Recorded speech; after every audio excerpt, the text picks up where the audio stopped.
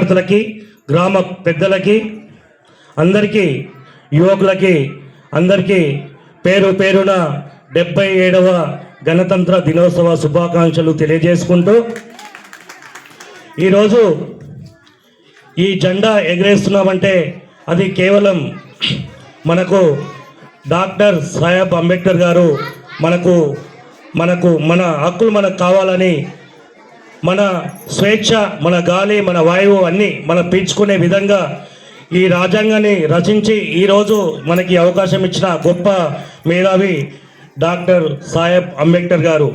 ఇల్లాక మనోళ్ళు అన్నారు, మన ఉప సర్పంచ్ మాజీ, మన అజ్లాపూర్ గ్రామంలో బాబా సాహెబ్ అంబేద్కర్ గారి విగ్రహం ఏర్పాటు చేయాలని 100% మన గ్రామంలో ఉన్న మన యువకులందరూ ముందుకొచ్చి, అది ఎక్కడో కాదు, మన గ్రామ నడి ఒడ్డున గ్రామ మధ్యలో మసీద్ కాడ ఏర్పాటు చేయాలని అందరు ముందుకు రావాలని నేను కోరుకుంటున్నా. ఎందుకంటే ఆ గొప్ప మహనీయుని విగ్రహం మన ట్యాంక్ బండ్ మీద 125 అడుగుల విగ్రహాన్ని ఏర్పాటు చేసిన గత గవర్నమెంట్. మనం కూడా మన గ్రామంలో ఒక అంబేద్కర్ గారి విగ్రహాన్ని ఏర్పాటు చేద్దాము. పూర్తి బాధ్యత నాదే. ఆ విగ్రహాన్ని కూడా నేను సొంతంగా ఇప్పిస్తాను. మీరు అక్కడ స్థలాన్ని ఏర్పాటు చేసి దానికి సహకరించాలని మన గ్రామ యువకులకు కానీ పెద్దలకు కానీ నేను కోరుకుంటున్నాను.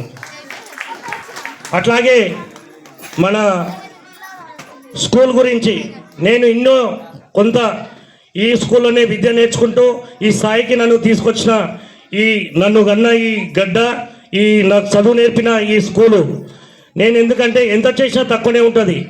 నాకు ఏది లేనప్పుడు కూడా ఎంతో అంతో చేసుకుంటూ ముందుకు తీసుకొచ్చినాను. ఇప్పుడు నాకు ఈ గ్రామ ప్రజలు నాకు ఒక అవకాశం ఇచ్చారు.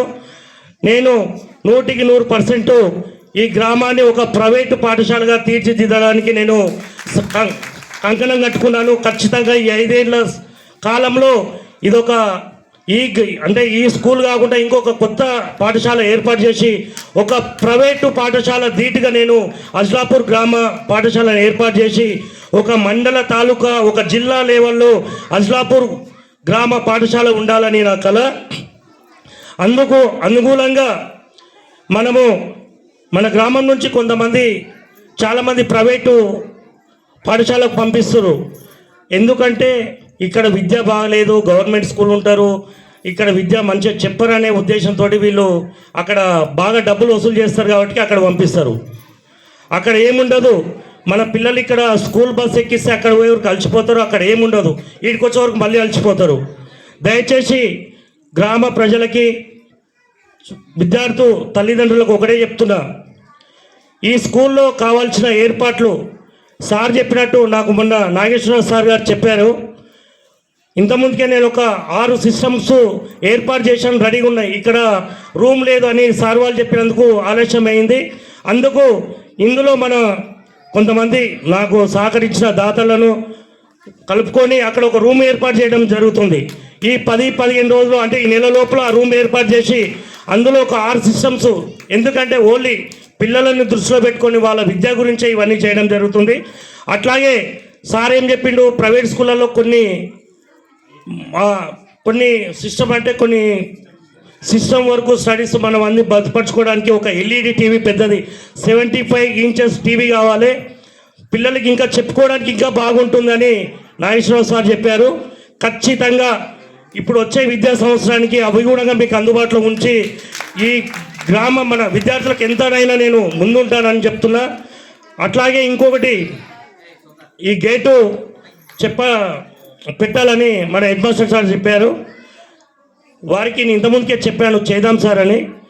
అక్కడున్న గేటు కూడా ఈ రూమ్తో పాటు ఆ గేటును కూడా ఏర్పాటు చేపిస్తాను సార్. ఇంకా మీకు ఏమైనా ఈ స్కూల్కి సంబంధించిన మీకు ఏ సహాయ సహకారాలైనా, మీరు మధ్యరాత్రికైనా సార్కి ఇది కావాలంటే మీకు 100% నా గ్రామ విద్యార్థుల గురించి నేనేమైనా చేయడానికి సిద్ధంగా ఉన్నానని మాట ఇస్తూ, ఈ అవకాశం ఇచ్చిన, అది కూడా మొన్ననే నేను పేపర్ స్టేట్మెంట్ కూడా వచ్చింది, మీరు చూశారు. ఆ పాత బిల్డింగ్ కూడా రిమూవ్ చేపిస్తాం, మొత్తం చేపించి దాన్ని అంటే ఏం చేయాలనేది మనం ఆలోచిద్దాము. నా కూడా ఇక్కడ వచ్చిన మాజీ తాజా అందరూ అన్ని విధాలుగా సహకరిస్తున్నందుకు వారి కూడా ప్రత్యేక ధన్యవాదాలు. ఈ అవకాశం ఇచ్చిన నా గ్రామ ప్రజలకు, ముఖ్య నాయకులకు అందరికీ పేరు పేరున ధన్యవాదాలు తెలియజేసుకుంటూ సెలవు తీసుకుంటున్నాను. Thank you.